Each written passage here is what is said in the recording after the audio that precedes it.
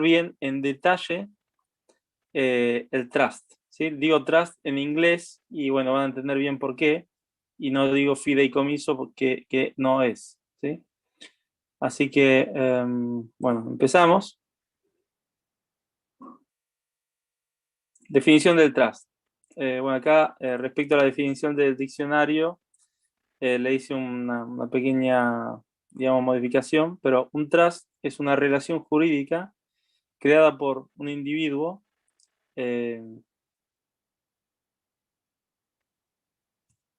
¿sí? Corregimos en vivo,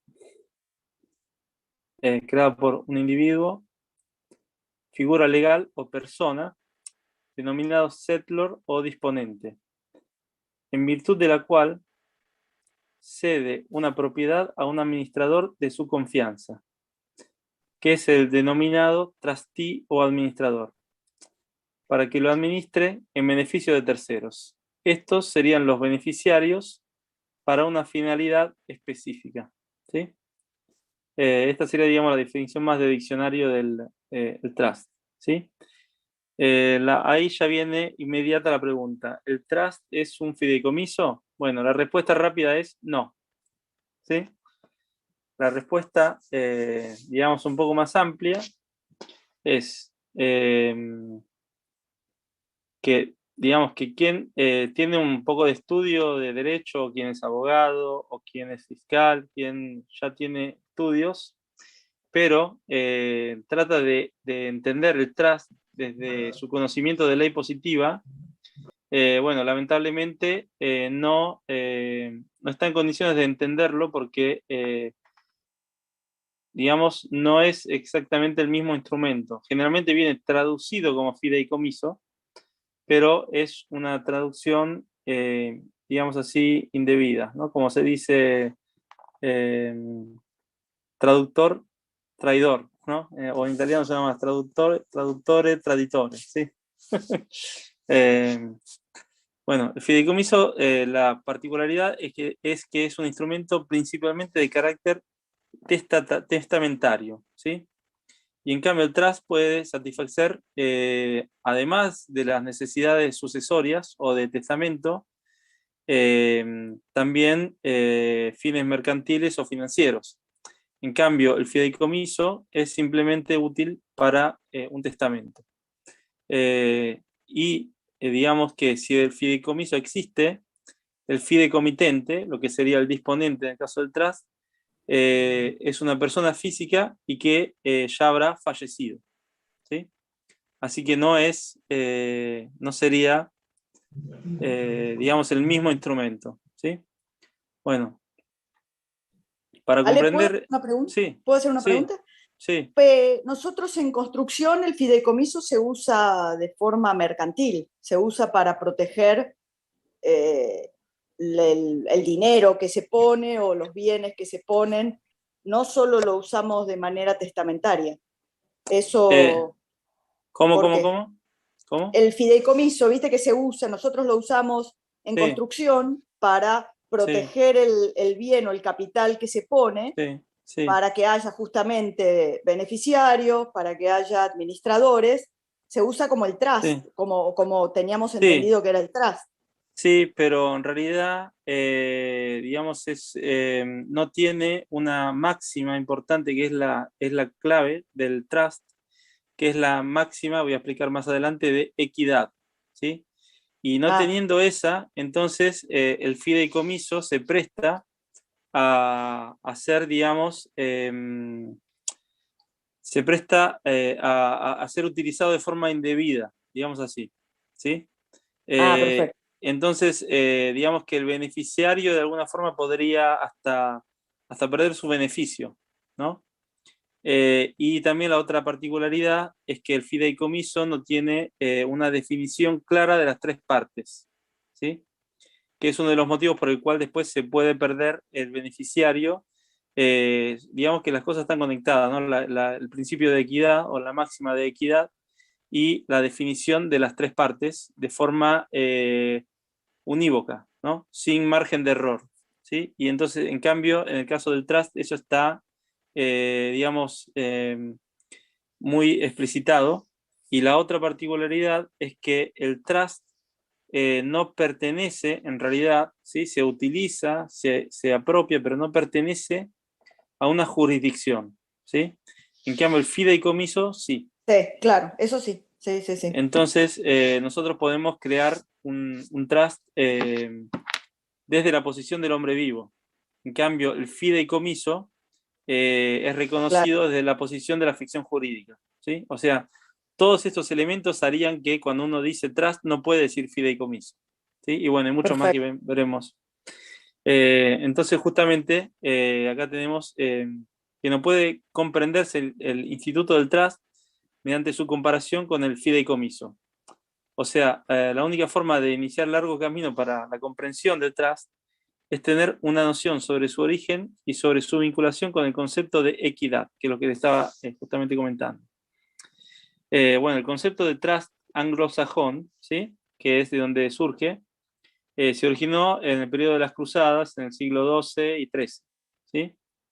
Cuando, digamos, un señor feudal inglés eh, iba a la guerra y dejaba en manos de otro sus propiedades para que se fueran devueltas a su retorno. La confianza era clave, pero lo que pasaba o lo que sucedía es que no siempre las tierras eran devueltas a su dueño original, ¿sí? Entonces, bueno, las disputas en esa época eran resueltas por las King's Bench, o sea, cortes creadas por el rey. Acá ya, bueno, ya vemos un prototipo de cómo el sistema iba construyendo, ¿no? Mecanismos para el control, ¿no? Donde se hacía cargo del hecho de poder resolver cuestiones cuando los individuos no eran capaces de resolverlas entre ellos. Bueno, en determinadas circunstancias, las partes en conflicto podían recurrir directamente al rey para resolver el caso. Obviamente el rey no se ocupaba directamente. Digamos que cuando la disputa entre el cruzado, ¿no? El que había viajado originalmente y había cedido su propiedad al amigo, se presentó ante el rey, ¿no? Este decidió solicitar la intervención del Lord Chancellor, ¿sí? Es un funcionario que tenía facultades para emitir Royal Rights, ¿sí? O sea, órdenes directas del rey. Con el tiempo fue ampliando su jurisdicción para entender también otras cuestiones también relativas como las cuestiones de los cruzados, ¿sí? Así nació la Court of Chancery. Eh, o sea que digamos, juez de paz, podemos decir, eh, tenía que resolver todo conflicto en base a lo que considerase justo y equitativo, ¿sí? No era un juez con todas las letras, ¿sí? Digamos que tenía que resolver y actuar según su conciencia y la responsabilidad de creer ser digamos, un representante directo del rey, o sea que en ningún momento se iba a tomar atributos, ¿no?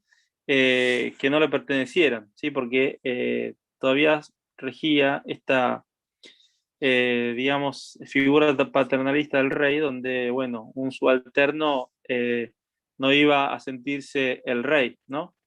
Y trataba de ponerse en la posición más equitativa posible. Digamos que lo llamaban el guardián de la conciencia del rey. Bueno, presentando es, digamos, la exposición de un caso donde, que es aparentemente la tipología de casos que es la que generó la estructura para que después se definiera el trust, ¿sí?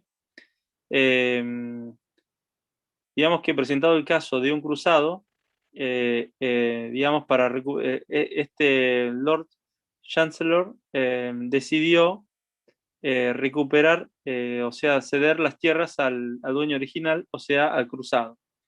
Y ahora voy a poner la línea argumental que llegó. Bueno, el amigo, propietario legal de la tierra, o sea, el trustee, luego de haberla recibido, digamos, del cruzado, ejerció los derechos de propiedad y la administró exclusivamente para beneficio de su propietario original, o sea, el cruzado. ¿Hasta ahí? ¿Está claro? O sea, este es el primer argumento con el cual digamos, el Lord Chancellor decide, una vez que el cruzado vuelve, de hacer de modo que la tierra sea devuelta al cruzado. Esto durante el periodo de tiempo de su ausencia. En otras palabras, el cruzado resultó ser el beneficiario de los actos llevados a cabo por su amigo el trastí. Se acude así a la equidad, a la buena conciencia, para resolver aquellos conflictos cuya resolución resultaría injusta si se aplicara la regla general de la common law. La equidad mitiga el rigor de la common law. Esto es el principio, ¿sí?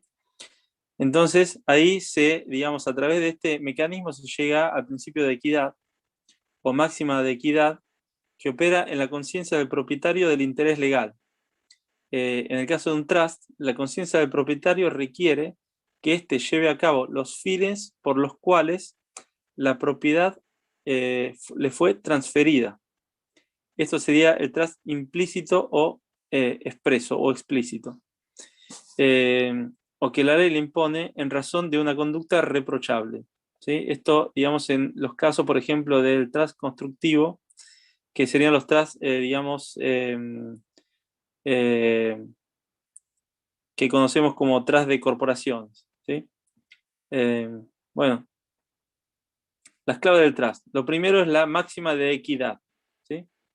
Después tenemos el triángulo fiduciario, la posibilidad de tener dos propietarios, la dualidad entre actos jurídicos y actos de constitución, los tres ingredientes o elementos inequívocos y la falta de personalidad jurídica, pero que a su vez mantiene la dependencia. Ahora voy a explicar cada uno de ellos.